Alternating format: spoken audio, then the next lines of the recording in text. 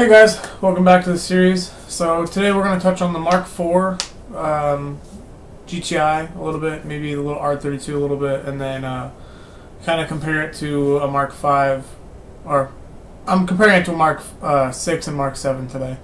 So let's get into it. So the first thing we have up on the screen is a 2002 Mark IV GTi.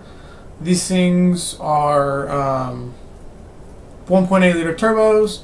They're quick, they're loud, they make the right sounds.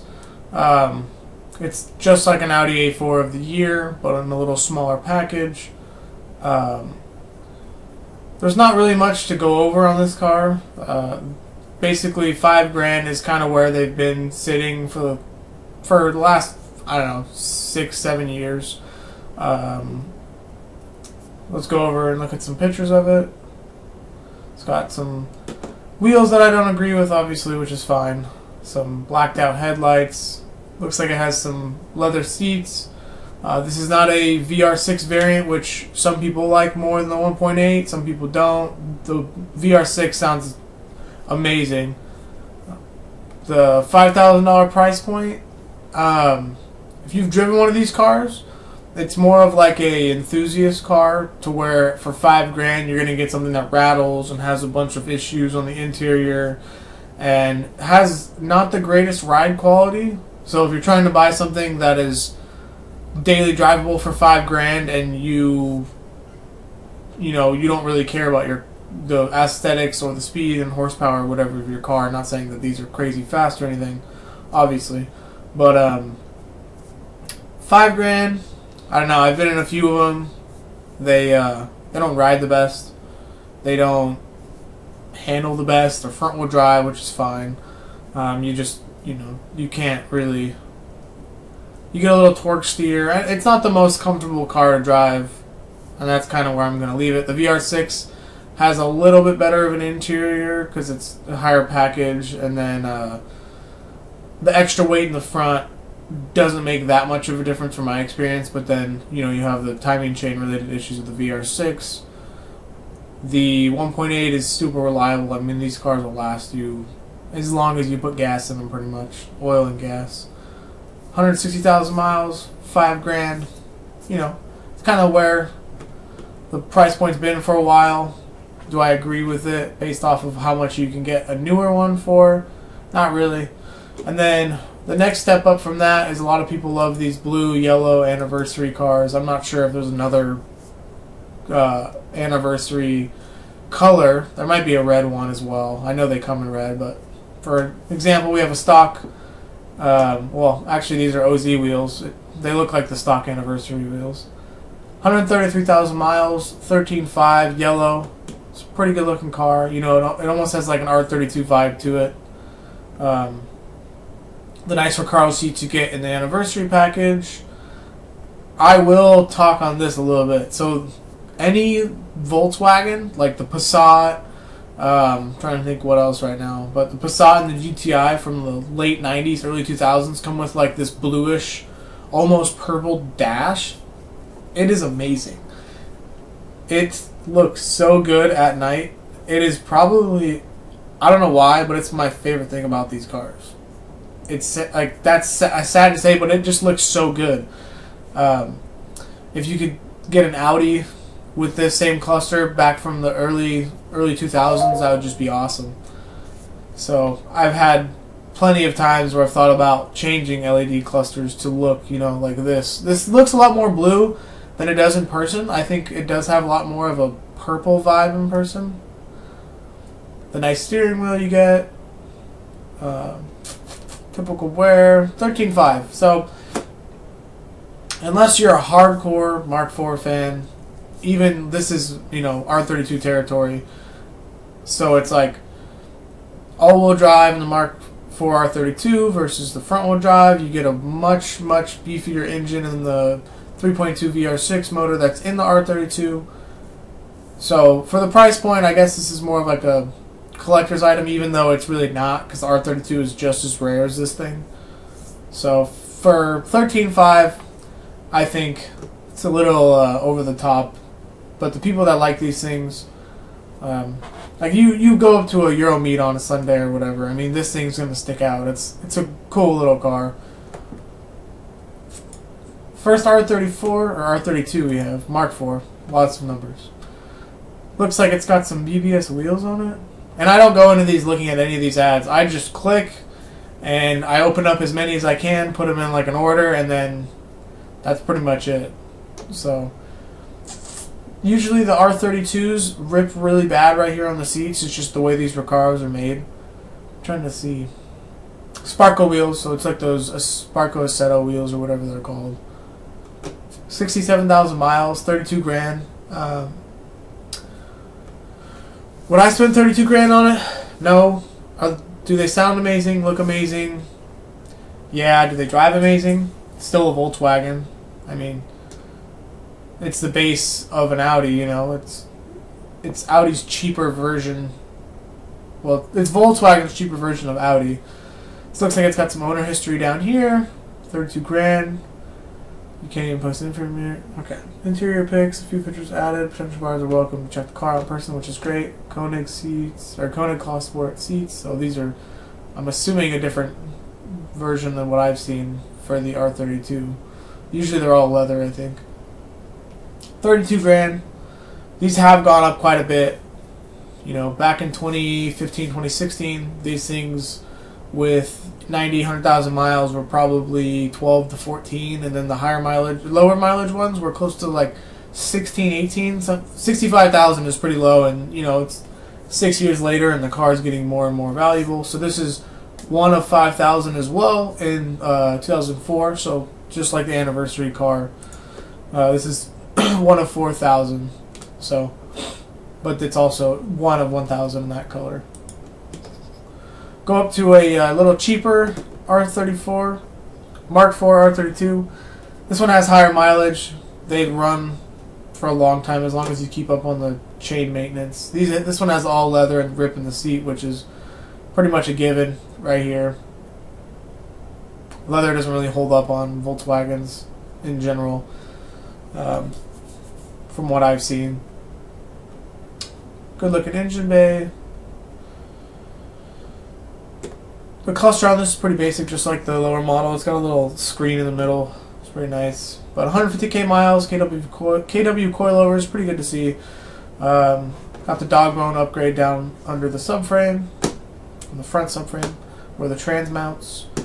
Upgraded gauge cluster screen, which that's cool. It's got a little upgrade in there. Hella taillights. Leak occasionally causes check engine light. You know, it's not a perfect R32, which is expected for 16 grand in 2022. But for this is one of the Volkswagens that has just kept its value from the 90s. Even the Mark V R32 has done terrible. The Mark VI Golf R just got back on its feet to where it's raised its value quite a bit. Because it's a great looking car. Even this, like this is the best R Volkswagen in my opinion that they make. The R32 Mark V is man. The Golf R Mark VI is cool. The 7 kind of takes a different turn in the newer aspect of cars, and then the Mark 8 is kind of, you know, too new to talk about because it's just usually you like something after it's been out for a while and not right away. That's kind of how I am. Like when something first comes out, I'm like, I really like the older generation better, and then you see it 2-3 years later, and you're like, wow, you know, it's really done a good job. So that's enough on the Mark IV. This is kind of what I want to keep the video on, but this is just, you know, what's out there, what the price points are looking like. I'm not trying to bag on these things or anything, but you lower them, you got to notch the subframe in the front on the passenger side, I believe. It's been a while since I've done it. I think it's passenger side. I've notched a couple of them, so yeah. Lowered a couple of them, worked on a couple of them. Ridden in plenty of them. The VR6 and the R32 VR also sound. It's like one of the best sounding motors for a 6-cylinder motor. You know, that's naturally aspirated. It might be. It probably is the best naturally aspirated sounding 6-cylinder. So yeah, great car.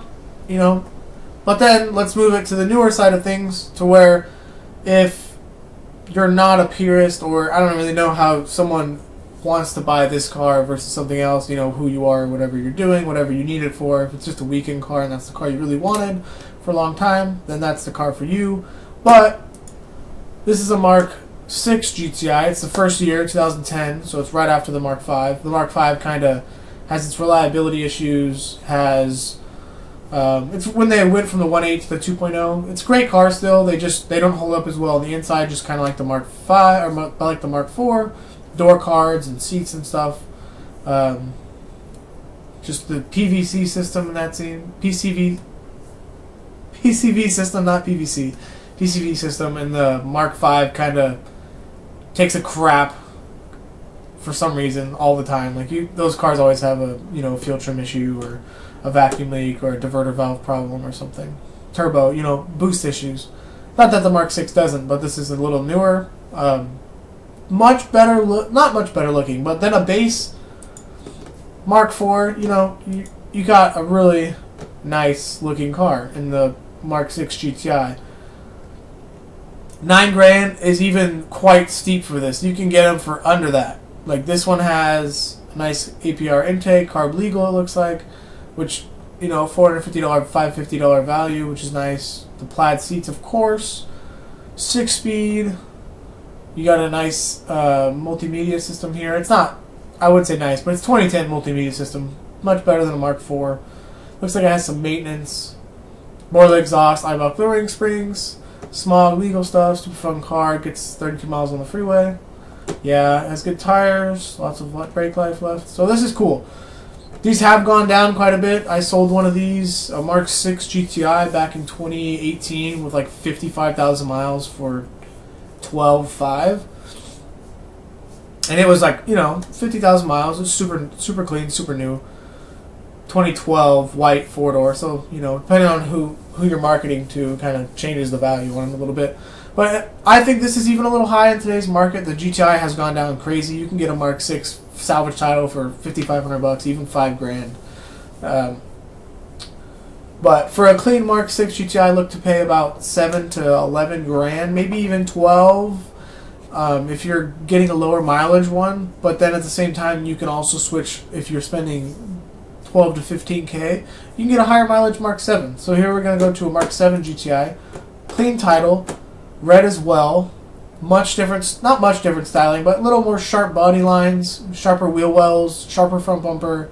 This one has, I think, the Autobahn package. I'm not going to quote that, but I think the leather only comes in the Autobahn package. Higher mileage, for a 2015, higher mileage, but again, you can get one of these things for probably $13,500 with 100,000 miles on it, which is, only a little bit more expensive than a Mark 6, and the styling really does, look quite a bit better in my opinion. Mark 6 again, you can get the HID headlights. They don't always come with it, so you also have to look at what you're buying, what packages are on it, all that good stuff. Some people like the leather seats in the GTi, some people don't. I'm actually not really a fan of it in the Mark 5, Mark 6, Mark 7. I do like the plaid seats. It's just a preference. There's no reason for it. These do stretch, so I guess that is another reason for it. Not that the cloth ones don't, but I've sat in some pretty wonky Mark 6 and Mark 7 leather seats. So yeah, that kind of wraps up today's video. I kind of wanted to just do a really quick Mark 4 GTi video, even though it kind of rambled off in other directions. Great car. They just, not the best ride quality. They make all the pops and bangs with a 180 and an exhaust and a tune, and you can shoot fireballs out the back. Whatever you want to do with it. It's a great starting car to drive as your first daily or your first car you're going to mod. But try to stick to like $3,000. Try to haggle someone down to $3,000 for a clean, not a super clean, but for a first car daily driving Mark 4 GTi. Try to keep it in the $3,000 ballpark, just because a Mark 6 isn't far behind it with higher mileage. You can get one, like I said, for $5,500, $6,000. So try to, if you're dead solid on getting a Mark 4, try to get the price down. I've seen someone recently pay $8,500 for a non-anniversary package Mark 4 GTi. So it is what it is. The VR6 is a great option. The 180 is a great option. So Yeah, I mean the 180 also. I think the 03 or 04 they even upgraded the turbo to like a K03S or something. One along the lines of that. I definitely know it's not a K04, but it's a little better. I don't know. I want to quote the engine codes right now because I'm not up to date recently and I haven't been into it in a while. AEB comes in the older ones, and then it's like APB and then something else, but AWM, all these engine codes. But yeah, if you want 200 horsepower front wheel drive Volkswagen, this is for you. That's the price point, and I appreciate you guys watching. Hit the like button, hit the subscribe button. Definitely gonna have more content. This video was kind of like, didn't want to talk bad on it. The prices really haven't changed that much, but then there are these newer option cars coming down into the price point where does it make sense to buy this car or does it make sense to buy the newer one? It just kind of depends on what you want it for and who's buying it. So, you know, Mark IV is a great car for around the $3,000 ballpark. $5,000 is his asking price. You might get there and, you know, the tires are shot. It says new tires, so, but you get it. You go there and you see someone on Craigslist and, you know, someone is asking $5,000. The car's been up for 23 hours. So yeah, I don't, you know, maybe this thing lasts on here a month and he lowers the price to $4,200 and then you go look at it and he takes $3,500 and you're satisfied with that because, you know, the tires are new or whatever, you know. So yeah, peace guys.